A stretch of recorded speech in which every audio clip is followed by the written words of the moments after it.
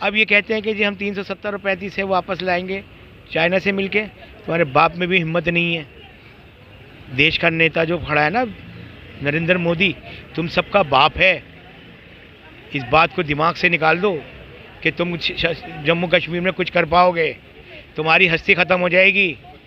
तुम्हारी औकात जो है जूते से भी ज़्यादा नीचे बदतर हो जाएगी। चाइना उसका बाप थोड़ी है, बकवास करता है फारूक अब्दुल्ला। साला फारूक अब्दुल्ला दुष्ट है, उसका लौंडा उमर अब्दुल्ला दुष्ट है, और उसका बाप का बाप उसका शेख अब्दुल्ला, ये तीनों पीढ़ी खराब है। और उसके साथ जिन लोगों की ज़मीर ख़त्म हो गई हो या ज़मीर मारी गई हो, जिनका उस वहाँ पर कश्मीर में उनकी कोई वैल्यू नहीं रही है। अब तो 370 लगे हुए, 1 साल से ऊपर हो गया। तो भैया लोगों को आराम है, शांति है, सुख सुविधाएँ मिल रही हैं। तो भाई वो तो अब अपने दोबारा राजनीतिक चमकाने के लिए तो कुछ बोलेंगे ना, कुछ तो भड़काएंगे ना, क्योंकि तो आप जानते हो तो वहाँ ज़्यादातर कट्टरपंथी लोग हैं। फारूक अब्दुल्ला ने जो बयान दिया है, उनको इस उम्र के अंदर ऐसा बयान नहीं देना चाहिए। ऐसा लगता है फारूक अब्दुल्ला जी पाकिस्तान से और चीन से मिले हुए हैं। मुझे लगता है कि उनको जो फंडिंग आ रही है फारूक अब्दुल्ला जी के पास में, वो पाकिस्तान और सर, फारूक अब्दुल्ला ने कहा है कि चीन के साथ हम मिलकर 370 को वापस लाएंगे। इसे आप क्या से देखते हैं?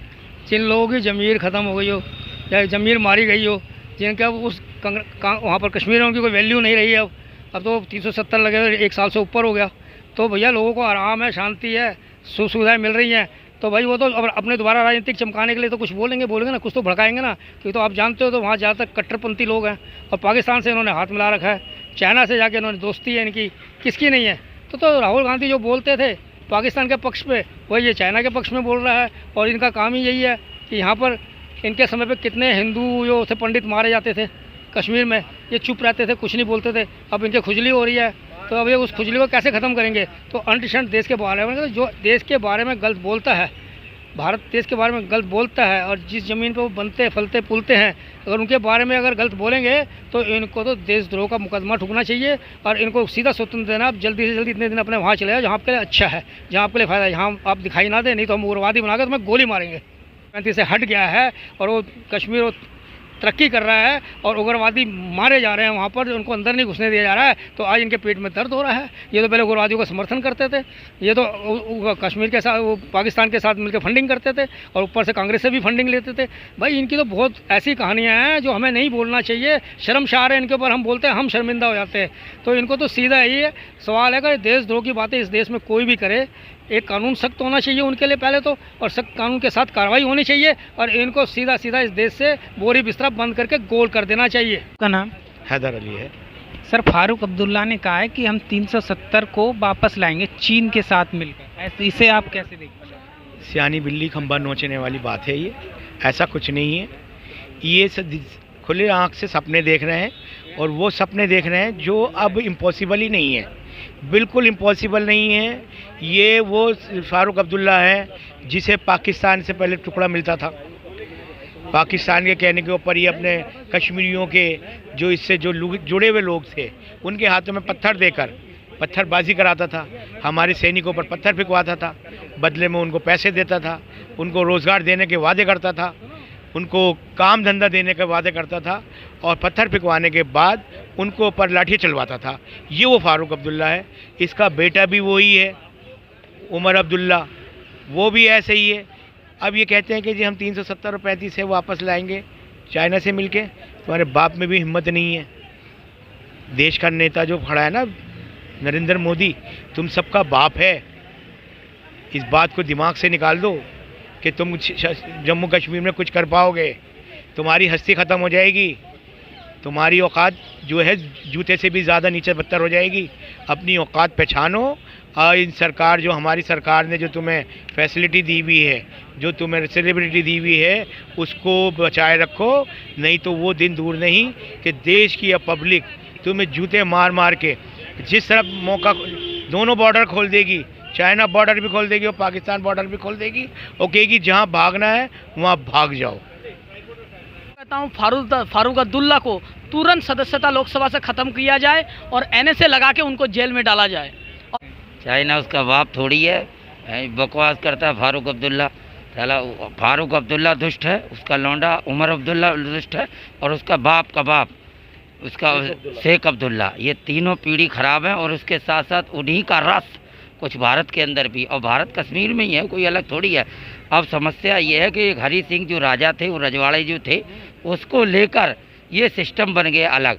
वहाँ इस तरह से नेहरू ने यूनियन वहाँ पे मतलब जो है जो एक पूरे कंट्रियों का एक वो होता है, उसमें उन्होंने ऐसी पच्चड़ डाल के आए थे। वो न तो इसको बना सकते न कुछ कर सकते हैं, और बाकी उनकी सेवा में और लगे रहो। तो उसको लेके तो पूरा 73 साल से हम सेवा कर रहे हैं उसकी, जब से आज़ाद हुआ है, और अब तक हम वही पीड़ा झेले जा रहे हैं। और चाइना कौन है? चाइना है कौन? चाइना वगैरह ये कुछ नहीं है। भारत अपने आप में बहुत ही ताकतवर देश है। जिस दिन चाहे भारत, उस दिन हर देश का खात्मा कर सकता है। लेकिन भारत के अंदर धर्मार्थ की बात होती है, आध्यात्मिक देश है, धार्मिक देश है, इन चीज़ों में भारत रुक जाता है। और फारूक अब्दुल्ला तो वैसे भी दुष्ट है, वो एक नई राजनीति लाना चाहते हैं। वो ये सोच रहे हैं कि 370 हट तो गई है, लेकिन इसकी पहल जिस तरह से बीजेपी को, भारत सरकार को करनी चाहिए थी, वो पहल नहीं हुई है। इस वजह से फारूक अब्दुल्ला के मुंह चल रहा है, और किसी न किसी की शय है इसमें, तीसरे बंदे की। तो यहाँ पर हमें मौजूदा सरकार से ये कहना है कि आप बड़ा सा बड़ा कोई कार्य ऐसा करो ताकि कश्मीर में फिर समझ में आए। क्योंकि आपने 370 जब हटी, तब कुछ लोगों को आपने अंदर कर दिया था, शांत बने रहे। अब वो खा खा के खून उनका फिर वैसा ही हो गया गंदा, तो फिर वो बोलने लगे हैं। तो इसलिए सरकार को वहाँ कोई कदम उठाना चाहिए, कश्मीर को लेके कोई ऐसा बड़ा कार्य ऐसा करना चाहिए जिससे वहाँ के लोगों की बोलती बंद हो और एक नई मिसाल हो।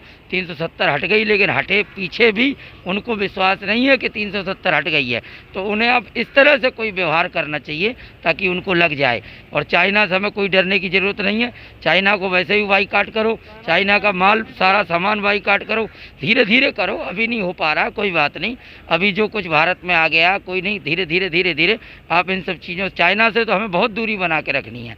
हम एक लालच में रहते हैं, उसका सामान सस्ता होता है, भारतवासी उसको खरीदते हैं, उसी चक्कर में हम चाइना से मोहब्बत करते हैं। लेकिन हमारे नेता कुछ ऐसे हैं, माइक पे तो बोल देते हैं, जनता को गुमराह कर देते हैं, बाद में फिर चाइना से संबंध बना लेते हैं। तो ये बहुत बड़ी गलती है। इस पे भी हमें कुछ जो हम बोलते हैं उसको हमें करना चाहिए, अडिग रहना चाहिए। हमारी जनता को क्या निर्देश जाता है, देश को निर्देश क्या जाता है। आप देश की जनता को कभी कुछ बता देते हैं, कभी कुछ बता देते हैं, कभी कुछ बता देते हैं। जनता अपना ही ठीक नहीं कर पा रही है, तो देश कैसे ठीक होगा। तो मेरा यही दरख्वास्त है कि हमें चाइना से नहीं डरना है। और फारूक अब्दुल्ला अगर इस तरह से बयान देता है, उस पर कड़ी कार्रवाई की जाए, उसको जेल में डाला जाए। और जो भी कश्मीर के अंदर भारत के खिलाफ आग उगलता है, उसको तुरंत सलाखों के पीछे होना चाहिए।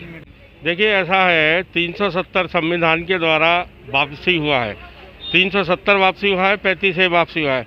फारूक अब्दुल्ला ने जो बयान दिया है, उनको इस उम्र के अंदर ऐसा बयान नहीं देना चाहिए।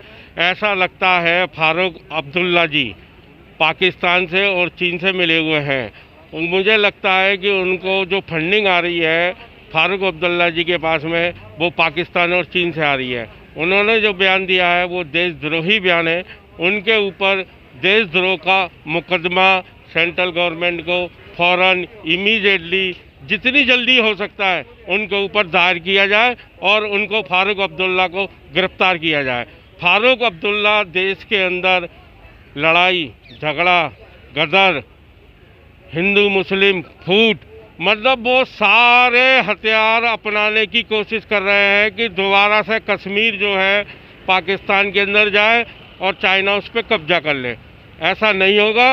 हिंदुस्तान हमारा है, पाकिस्तान उनको दे दिया था हमने 1947 में। आज कश्मीर हमारा भारत का अभिन्न अंग है। हम कश्मीर को किसी भी कीमत पे पाकिस्तान के अंदर नहीं जाने देंगे। फारूक अब्दुल्ला कितनी भी कोशिश कर लें, कितने भी वो हथियार चलाने की कोशिश करें या देश को धमकी देने की कोशिश करें, उनके ऊपर मैं सेंट्रल गवर्नमेंट से बोलता हूं कि फ़ौरन सुप्रीम कोर्ट को संज्ञान लेना चाहिए और इसके अंदर जो है ना उनको गिरफ्तार